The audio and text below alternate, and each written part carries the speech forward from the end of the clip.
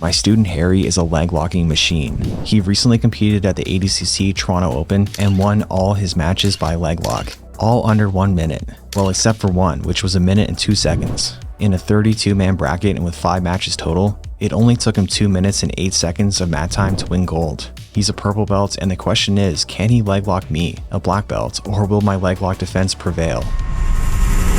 Or will I leg lock him? Let's find out.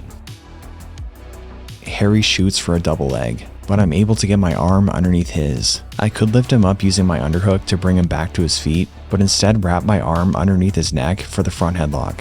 Harry wisely lets go of his underhook. As if he didn't, it would be easier for me to shoot my hips in for an arm-in guillotine. Instead of working for a choke from the front headlock, I abandon it in favor of the back. Immediately, he inverts for a knee bar, and immediately I hook my instep onto his calf to keep my legs safe, to keep it away from being positioned between his legs. This is what he was trying to do, but it's a technique that I know well and I was ready for it.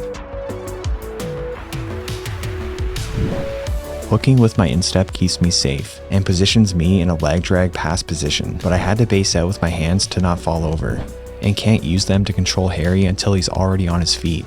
I can't let my leg be positioned between Harry's legs, otherwise he's going to roll for another knee bar, so immediately I get it out of there and hide my legs from him. Again, I hook my instep onto him, but I lose the connection, and he now has my leg between his. But look what I do. I use the instep of my outside leg to keep my inside leg safe. I would love to take the back from here, but I would need his hips in my lap, and right now they're above my lap.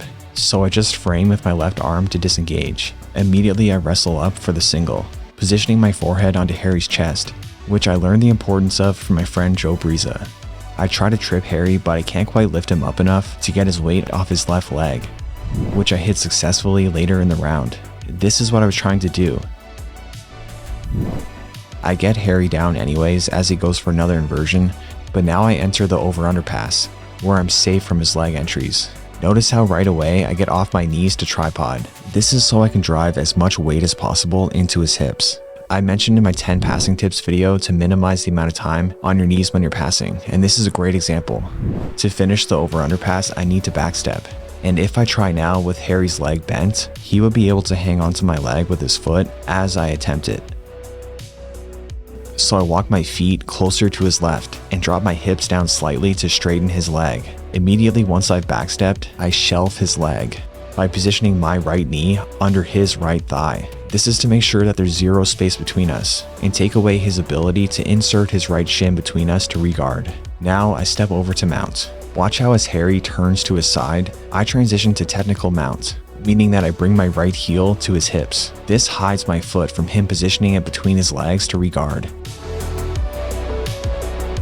I position my weight a bit too much to my left and Harry bridges me over, but I'm quick to transition and position my right butterfly hook between his legs and lift him up with it to bring him back to bottom position. Because Harry's left elbow is in front of my chest, this is the perfect time to secure a Kimura grip. I need to keep it in front of my chest so I don't lose it, as that's exactly how you escape a Kimura, by escaping your elbow so it's no longer positioned in front of your opponent's chest. See here, escaped Kimura, and here, no chance of escape. It's because I knew which battle needed to be won in both circumstances. You can learn this and more in my Kimura Trap Mastery Instructional, which I just released today. My friend Jeff, who's a black belt, helped me film and edit it, and he told me since working on it with me, he's been using the Kimura Trap with great success. That made me really happy to hear, and I'm positive you'll benefit greatly as well. It's got everything you need to know about the Kimura Trap in it, including escapes. Back to the roll, I let go of the Kimura grip to base out, and right away go knee on belly as my shin was the quickest part of my body that I could position in front of his hips to make sure I stay in front of his bottom knee to prevent him from regarding. Because Harry is such a good leg locker, I love engaging with him in the leg lock battles, so I backstep into the inside saddle, but I couldn't get my left foot between his legs.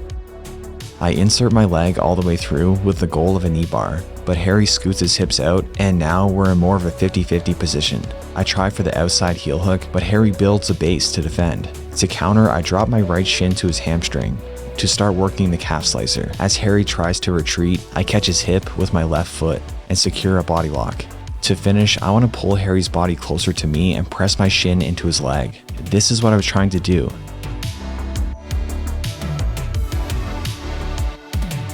As Harry rolls, I try to figure 4 my legs by positioning the inside of my left knee over top of my right ankle, but I miss as I try. I can feel that I'm not going to get it, so I let go and just make sure to keep dominant position.